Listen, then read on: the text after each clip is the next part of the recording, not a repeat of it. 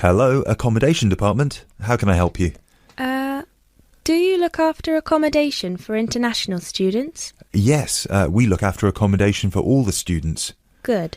I hope you can help me then. I've only just been accepted onto a postgraduate course, and I want to know if there is any accommodation available from this September. I know it's very short notice. Yes, it is rather late, but I'm sure we'll be able to find you something. First of all, can you give me your name and student number so that I can find you on the system? Sure. My name is Maria Teresa Gonzalez. Maria Teresa Gonzalez. How do you spell that? Gonzalez.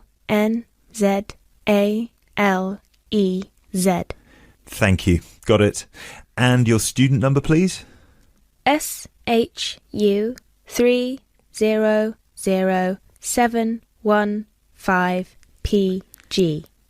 SHU 300715PG. Ah, here you are.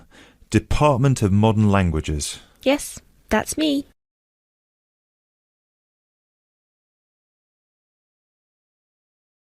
You now have 30 seconds to look at questions 4 to 7.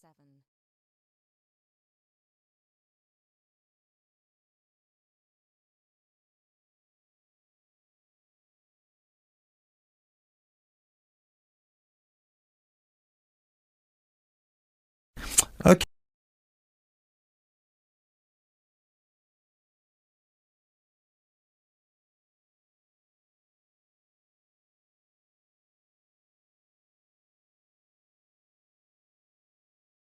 Okay, now there are several options for postgraduate students. Firstly, there is the Trigon. This is a new block near to the station and not far from the main campus. Accommodation is what we call cluster accommodation. What does that mean? There's a small group of rooms, usually 6, each with its own bathroom clustered around a lounge kitchen area which is shared. Oh, I see. That sounds good. They are very popular. The price for these is £99 per week, and we do have some availability left. However, for postgraduate students, there are other options. And what are they? There's another apartment block called The Cube, located near the west gate of the campus. Accommodation there is in 1 or 2 bedroom self-contained flats. So, the cube is self-contained? How does that work? Well, basically, they're just like ordinary apartments. Each apartment has 1 or 2 study bedrooms with ensuite bathroom, a lounge and a kitchen. And what is the price of those? For the 1 bedroom, it is £180 per week, and for the 2 bedroom, it is £110 per week for each person. And can I choose who I share with? If you have a friend and you would like to share with them, of course, we can reserve a 2-bedroom apartment for you both. Otherwise, you just have to share with whoever else is there. Obviously, it will be another woman. I will have to think about this. Do I have to make a decision now? No, but we don't have much accommodation left, so I can't guarantee that there will still be availability if you leave it too long. Yes, that's fair. I have a friend in the management department who might like to share. I will speak with her and get back to you this afternoon. Okay, fine. Do let us know as soon as you can. I will do. Thanks for all your help. My pleasure. Bye. Bye.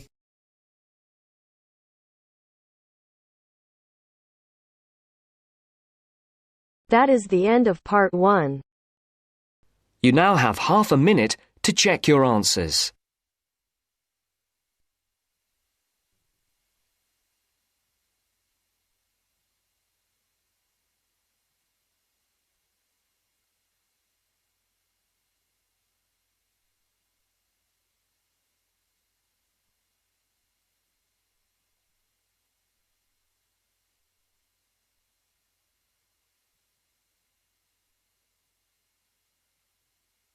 Now turns to part 2. Part 2. You'll hear a tutor and 2 students discussing modern European writers. First, you have some time to look at questions 11 to 16.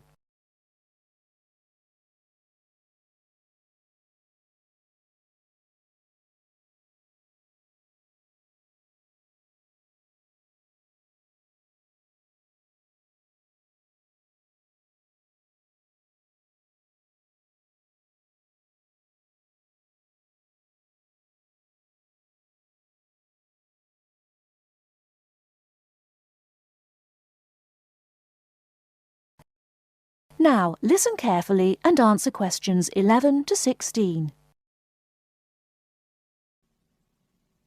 Okay, so to continue our look at modern European writers who have focused on the future in their work, today we're talking about H.G. Wells.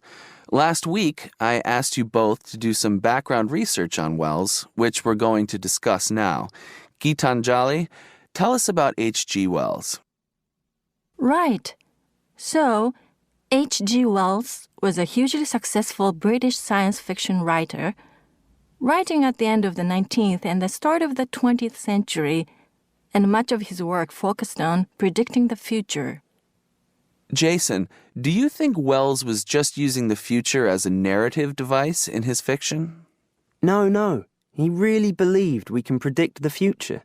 In fact, he gave a speech at the Royal Institution in London in 1902 called The Discovery of the Future. And the point he was making was that by looking at what you know about the present and about science, it's quite possible to predict the future. Indeed. Gitanjali, do you think Wells was always optimistic in his predictions? Not at all. In fact, he varied in his predictions from being extremely pessimistic about the future to being optimistic. Interestingly, one theory I read links the attitude in Wells's work to his own health. When he was writing The Time Machine, which was published in 1895, he'd just been diagnosed with an incurable fatal disease. Not surprisingly, the book is very pessimistic, being about a dystopia in the future, a long time in the future, the year 802-701 in fact, where there are two races on Earth, the Morlocks and the Eloi, and the Morlocks actually eat the Eloi. I thought it was interesting, though, that it was H.G. Wells who actually came up with the phrase time machine. So despite being pessimistic, the work has had a lasting effect on our culture. Right. After The Time Machine, though, H.G. Wells didn't die, of course, and his recovery might be why he began to be a bit more optimistic about the future. So that brings us to his first utopia, Anticipations. Jason, tell us about that. Well, Anticipations, or to give it its full title, Anticipations of the Reaction of the Mechanical and Scientific Progress upon Human Life and Scientific Thought, was published in 1901 and was set in the New Republic of the year 2000. Some of the things Wells predicts are fairly close to our reality today, including 24-hour news, global telecommunications, and even a European Union. We'll come back to the accuracy of Wells's predictions a little later. Gitanjali, how was Wells's work received at the time?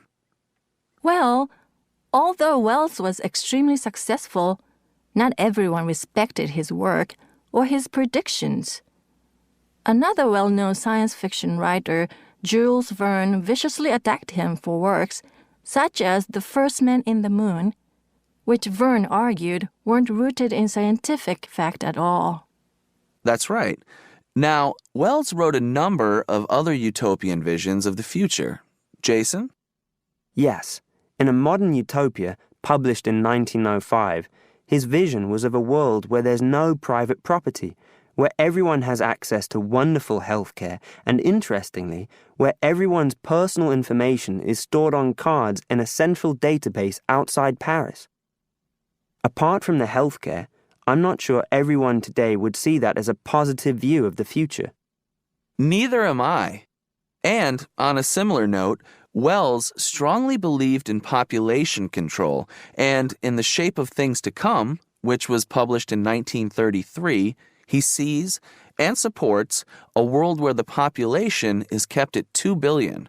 Once again, I'm not sure most people today would necessarily see that as a good thing. Before you hear the rest of the talk, you have some time to look at questions 17 to 20.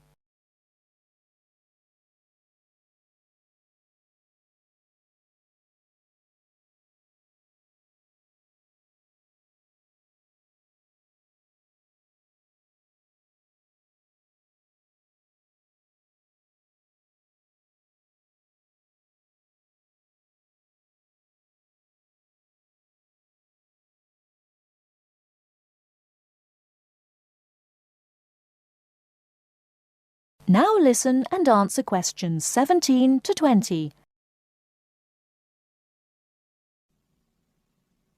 Gitanjali, in your research, did you come across anything about the world brain? Yes, I did. It's actually very interesting. Throughout the 1930s, Wells predicted and supported the setting up of a huge world encyclopedia. And towards the end of the decade, in 1938, he wrote a series of essays called World Brain. In these essays, he called for the world to make use of modern technology to create an enormous global encyclopedia so that all our knowledge is available to all people, not just an educated elite. Wells envisioned this as probably being on microfilm. He thought it would allow anyone, anywhere in the world, to look at any book or any document. He also thought it would be created by everyone, once again, not just by an elite. Yes, and as you can imagine, many people today say that the internet has basically fulfilled his prediction. Of course, it doesn't use microfilm, but essentially, it does meet all Wells's main requirements.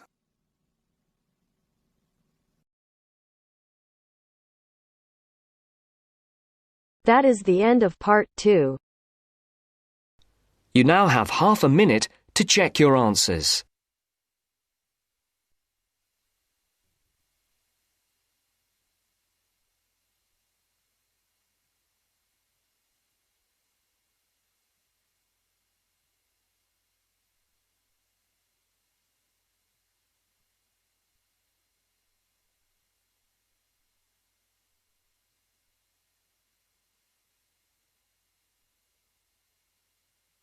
Now turns to part 3. Part 3. You will hear an interview with Professor Green from a local university which enrolls a large number of overseas students in its courses.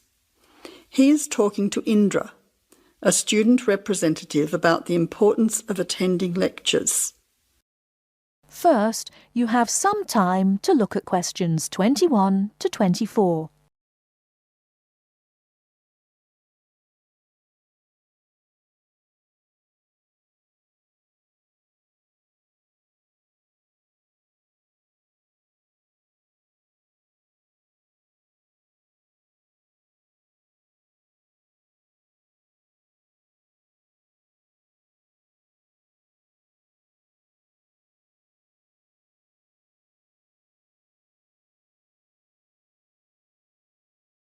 Now, listen carefully and answer questions 21 to 24.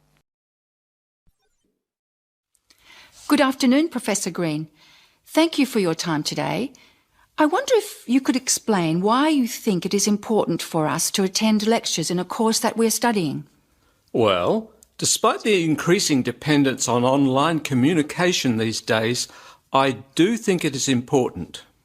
Apart from delivering the content of the lecture itself, I believe that there are some general communication benefits from having large groups of students together in one place. For lecturers, it is an opportunity for us to address many students together at one time. For students, it helps you to feel part of the wider learning community who are following the course. You can interact with each other both before and after the lecture to discuss the ideas and content, networking with each other and comparing your notes. But isn't most of this achieved, as you said, these days through online communication? Well, lecturers do communicate with students online, of course, but we usually only give a summary or notes of the lecture, so there are significant differences. When you go to lectures, you get more of an insight into what the lecturer considers important. We give additional commentary and anecdotes, and by voice emphasis, we can alert you to the key concepts, theories, and issues of the subject. By not attending lectures, you might miss crucial information about what we are expecting in an assignment. You know, these extra things can make a difference. OK, but there are tutorials. There is a lot of interaction between students and lecturers in tutorials. Can't all this be done in tutorial discussion groups instead of having lectures? Yes, to some extent. But during lectures, the lecturers can sensitise you to the debates and the controversies that are dealt with in the literature. This can help you think more critically about the subject. So then, when you come to the tutorial, you'll be able to come with some questions and ideas for discussion. The result of this is that the tutorial class will be more beneficial for everyone who attends.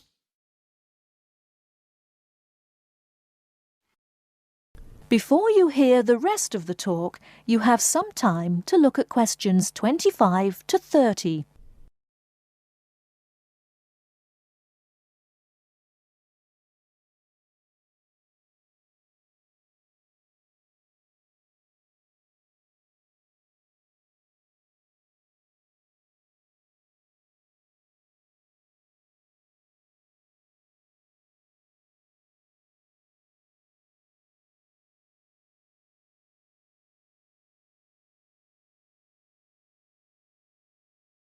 Now listen and answer questions 25 to 30.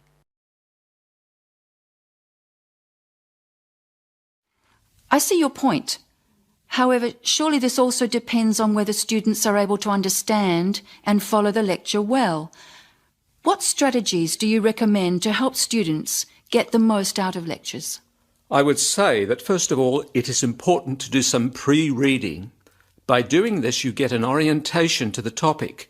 You'll become familiar with the key terms and you'll be able to follow the lecture points more easily. I also think it is good to arrive early to collect handouts and to find a seat where it is easy to see and hear what is going on. Then, importantly, during the lecture itself, you need to be attentive. I know from experience that it is often difficult to be attentive. What can students do to improve their attentiveness during the lecture? I think that there are two keys to following a lecture successfully: using the visual cues and using active listening techniques.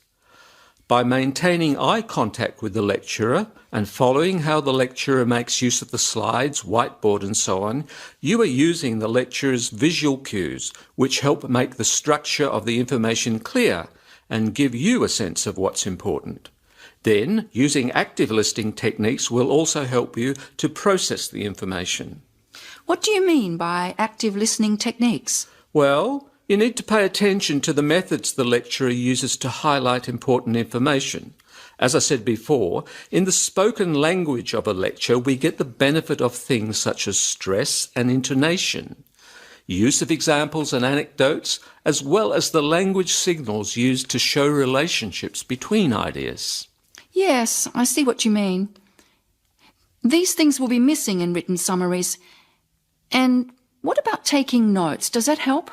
Taking notes helps you to concentrate, so I would certainly advise you to do that. It's difficult to listen and write good notes at the same time, so it does take some training. Yes, taking notes needs a lot of practice, I've found. Do you have any other advice? Well, I can't finish without stressing the importance of formulating questions while you are listening. During the lecture, you should ask yourself questions about the content of the lecture and the points you are following.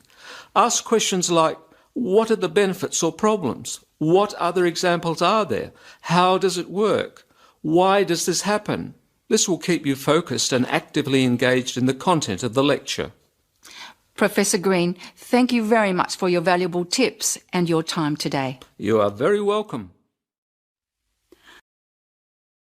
That is the end of part 3. You now have half a minute to check your answers.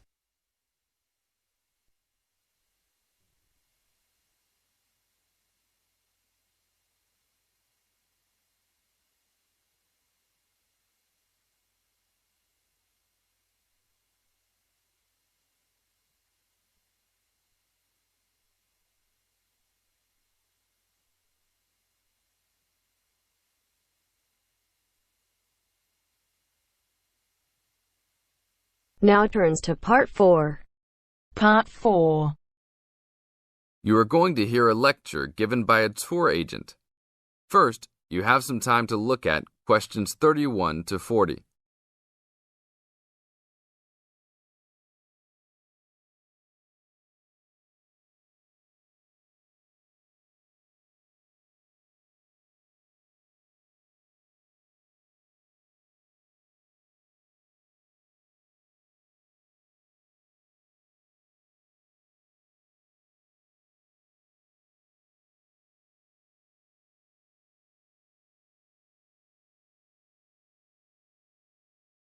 Now listen to the tape and answer questions 31 to 40. Welcome to Hawaii Tour Agency. Let me tell you a little about a special package we have going on this week. I know everybody wants to get away from the stress of work and life, so I think you should all consider a week-long vacation to the paradise of Hawaii. First off, let me tell you all a little bit about Hawaii. The Hawaiian Islands are of volcanic origin and are edged with coral reefs. Because of its volcanic origins, people often go especially to see the volcanoes. Hawaii is the largest and geologically the youngest island of the group. Oahu is the most populous and economically important. The capital of Honolulu is located on the island of Oahu, the only U.S. state in the tropics. Hawaii is sometimes called the paradise of the Pacific because of its spectacular beauty, abundant sunshine, expanses of lush green plants and beautiful colored flowers, palm trees, coral beaches with rolling white surf, and cloud-covered volcanic peaks rising to majestic heights. Some of the world's largest active and inactive volcanoes are found on Hawaii and Maui. Eruptions of the active volcanoes have provided spectacular displays, but their lava flows have occasionally caused great property damage. The lava can spill down the mountains into the settlements where people live. The most famous of these is right by Honolulu. It is called Diamond Head because from far away, the top of the volcano looks like a diamond. Vegetation is generally luxuriant throughout the islands, with giant fern forests and lush vegetation. Although many species of birds and domestic animals have been introduced on the islands, there are few wild animals other than boars and goats, and there are no snakes. The coastal waters abound with fish. More ethnic and cultural groups are represented in Hawaii than in any other state. Chinese laborers who came to work in the sugar industry were the first of the large groups of immigrants to arrive, starting in 1852, and Filipinos and Koreans were the last, after 1900. Other immigrant groups, including Portuguese, Germans, Japanese, and Puerto Ricans, came in the latter part of the 19th century. Intermarriage with other races has brought a further decrease in the number of pure-blooded Hawaiians, who comprise a very small percentage of the population. Now all of this sounds very interesting, right? For only $600 per person, we are offering a tour package to Hawaii. This includes your round-trip airfare and fully guided tours.